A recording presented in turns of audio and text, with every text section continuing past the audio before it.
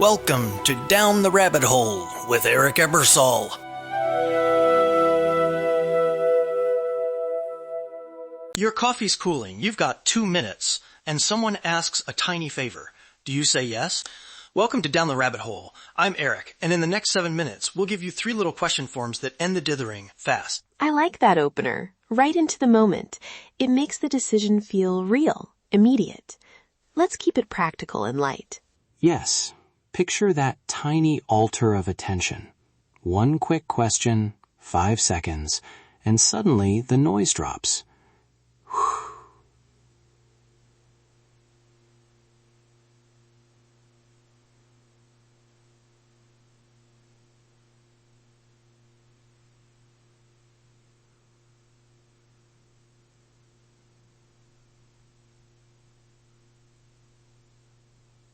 Totally. No robes required. We'll be respectful about origins, but the point is utility. Okay, first format, framing questions. Framing questions change the lens you're using. Instead of listing pros and cons till you melt, you ask one sharp question that tells you what matters. Right. Historically, simple reframing prompts were used to orient attention before a task, short and direct. Try this phrasing.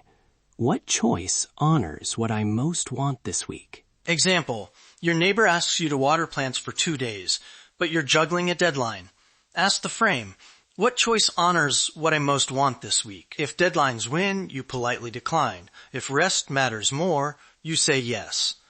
And say the question out loud when you can. Hearing it makes the brain treat it as a decision, not background noise.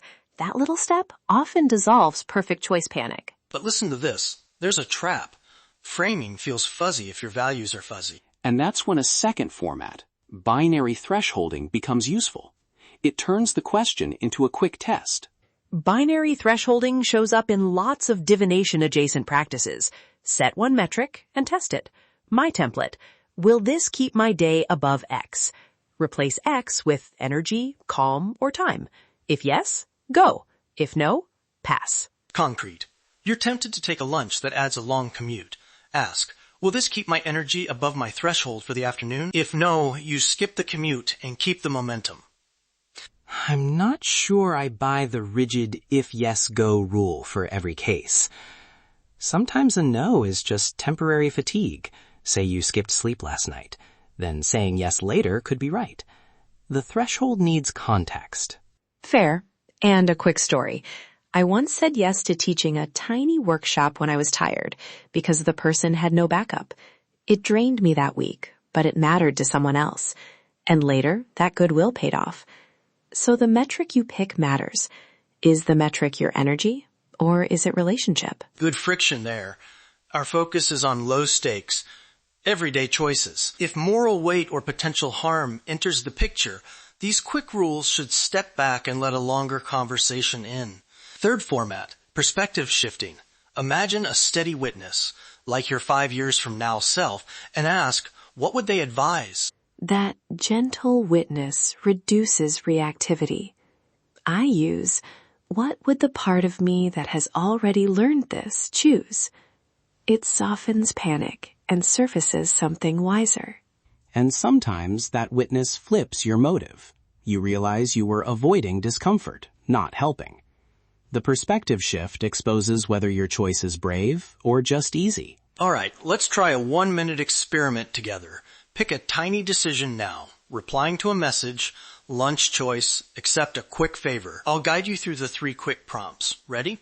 First, framing. Ask, what choice honors what I most want this week?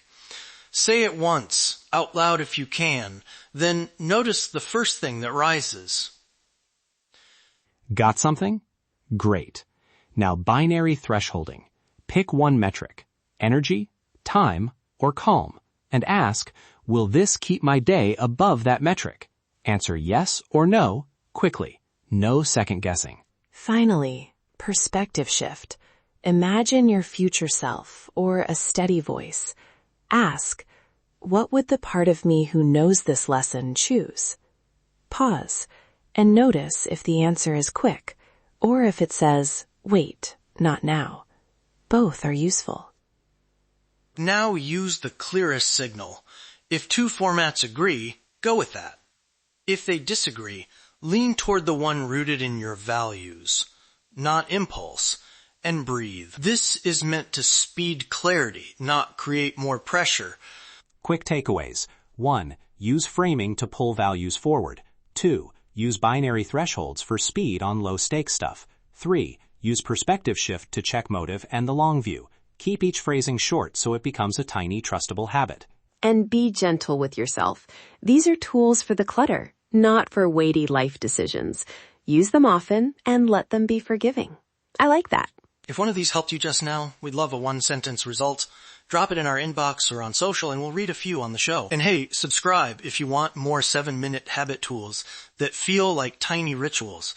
It really helps us keep this going. Thanks for trying this with us.